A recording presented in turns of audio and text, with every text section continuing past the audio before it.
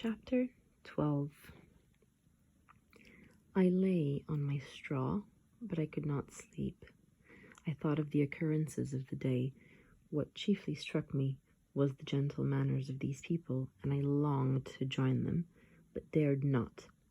I remembered too well the treatment I had suffered the night before from the barbarous villagers, and resolved, whatever course of conduct I might thereafter think it right to pursue, that for the present I would remain quietly in my hovel, watching and endeavouring to discover the motives which influenced their actions. The cottagers arose the next morning before the sun. The young woman arranged the cottage and prepared the food, and the youth departed after the first meal. This day was passed in the same routine as that which preceded it. The young man was constantly employed out of doors, and the girl in various laborious occupations within. The old man, whom I soon perceived to be blind, employed his leisure hours on his instrument or in contemplation. Nothing could exceed the love and respect which the younger cottagers exhibited towards their venerable companion. They performed towards him every little office of affection and duty with gentleness, and he rewarded them by his benevolent smiles. They were not entirely happy. The young man and his companion often went apart and appeared to weep. I saw no cause for their unhappiness, but I was deeply affected by it. If such lovely creatures were miserable, it was less strange that I, an imperfect and solitary being, should be wretched. Yet why were these gentle beings unhappy? They possessed a delightful house, for such it was in my eyes, and every luxury. They had a fire to warm them when chill and delicious viands when hungry.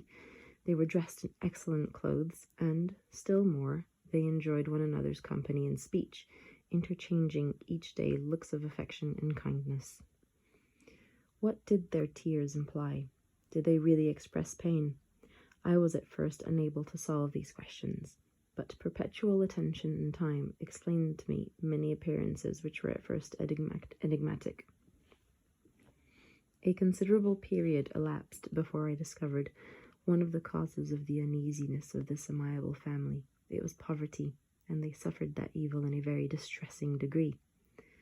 Their nourishment consisted entirely of the vegetables of their garden and the milk of one cow, which gave very little during the winter, when its masters could scarcely produce food to support it.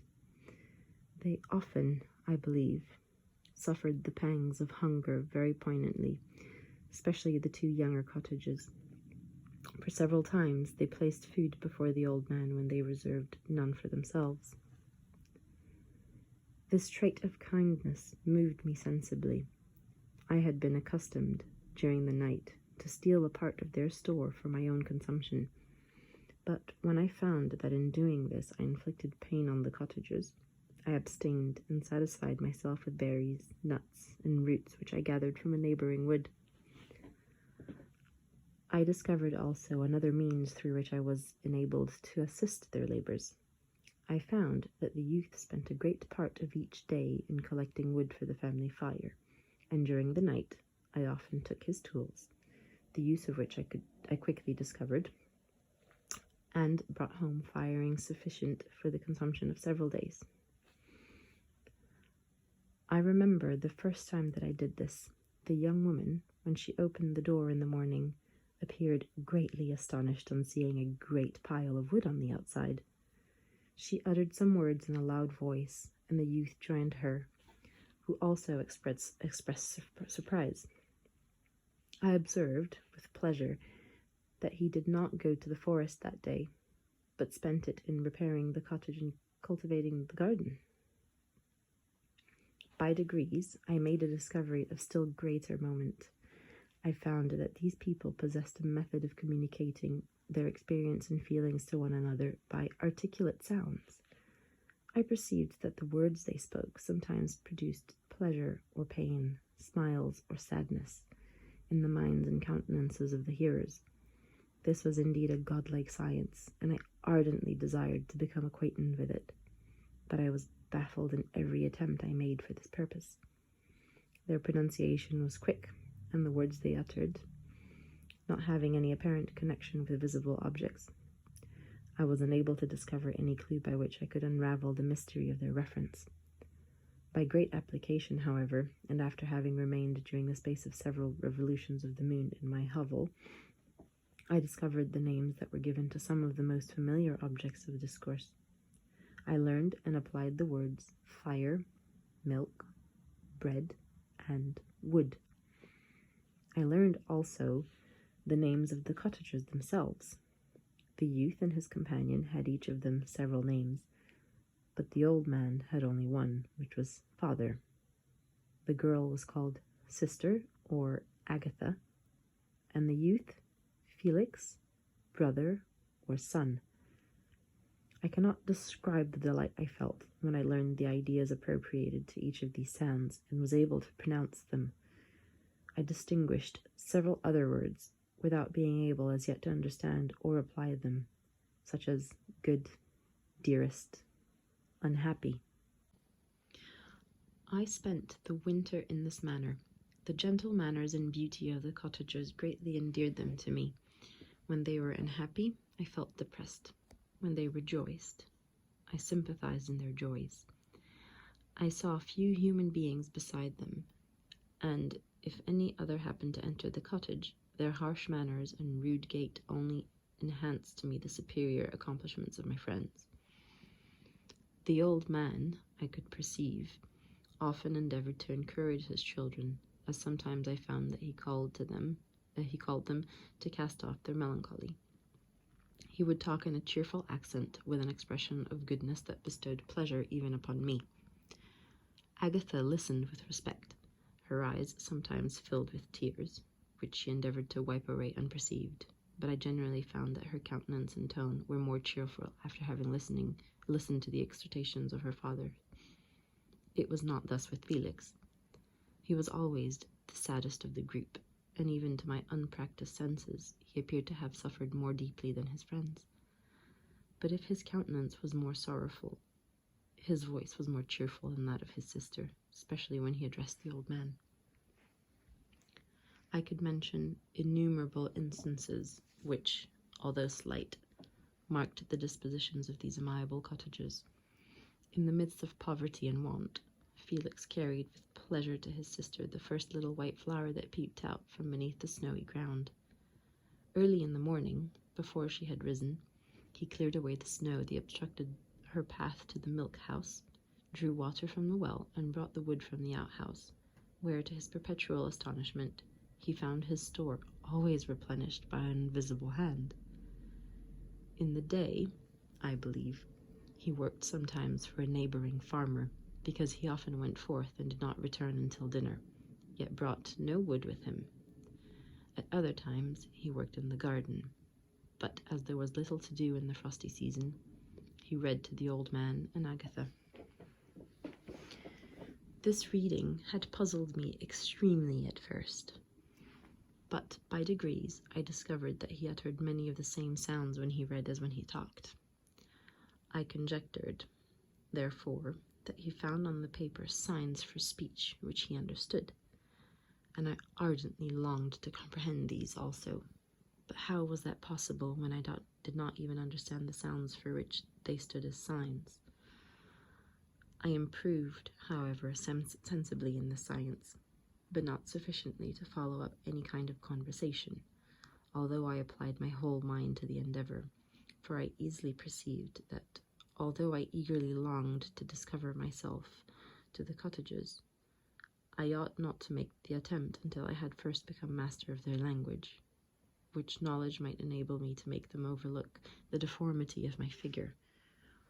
For with this also the contrast perpetually presented to my eyes had made me acquainted.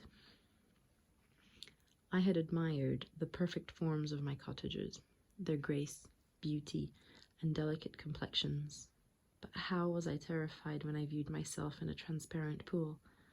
At first I stared back, unable to believe that it was indeed I who was reflected in the mirror, and when I became fully convinced that I was in reality the monster that I am, I was filled with the bitterest sensation of despondence and mortification. Alas, I did not yet entirely know the fatal effects of this miserable deformity. As the sun became warmer and the light of day longer, the snow vanished, and I beheld the bare trees and the black earth. From this time Felix was more employed, and the heart-moving indications of impending famine disappeared. Their food, as I afterwards found, was coarse, but it was wholesome, and they procured a sufficiency of it. Several new kinds of plants sprung up in the garden, which they dressed, and these signs of comfort increased daily as the season advanced. The old man, leaning on his son, walked each day at noon, when it did not rain, as I found it was called when the heavens poured forth its waters. This frequently took place, but a high wind quickly dried the earth, and the season became far more pleasant than it had been. My mode of life in my hovel was uniform. During the morning I attended the motions of the cottagers, and when they were dispersed in various occupations, I slept. The remainder of the day was spent in observing my friends. When they had retired to rest, if there was any moon or the night was starlit, I went into the woods and collected my own food and fuel for the cottage. When I returned, as often as it was necessary, I cleared their path from the snow and performed those offices that I had seen done by Felix. I afterwards found that these labors, performed by an invisible hand, greatly astonished them, and once or twice I heard them on these occasions utter the words, "Good spirit," "wonderful," but I did not then understand the signification of these terms. My thoughts now became more active, and I longed to discover the motives and feelings of these lovely creatures. I was inquisitive to know why Felix appeared so miserable and Agatha so sad. I thought, foolish wretch, that it might be in my power to restore happiness to these deserving people. When I slept or was absent, the forms of the venerable blind father, the gentle Agatha, and the excellent Felix flitted before me. I looked upon them as superior beings who would be the arbiters of my future destiny. I formed in my imagination 1,000 pictures of presenting myself to them and their reception of me. I imagined that they would be disgusted until, by my gentle demeanor and conciliating words, I should first win their favor and afterwards their love. These thoughts exhilarated me and led me to apply with fresh ardor to the acquiring the art of language. My organs were indeed harsh, but supple, and although my voice was very unlike the soft music of their tones, yet I pronounced such words as I understood with tolerable ease. It was as the ass and the lapdog, yet surely the gentle ass whose intentions were affectionate, although his manners were rude, deserved better treatment than blows and execration. The pleasant showers and genial warmth of spring greatly altered the aspect of the earth. Men who before this change seemed to have been hid in caves dispersed themselves and were employed in various arts of cultivation. The birds sang in more cheerful notes, and the leaves began to bud forth on the trees. Happy, happy earth, fit habitation for gods, which, so short a time before, was bleak, damp, and unwholesome. My spirits were elevated by the enchanting appearance of nature. The past was blotted from my memory, the present was tranquil, and the future gilded by bright rays of hope and anticipations of joy.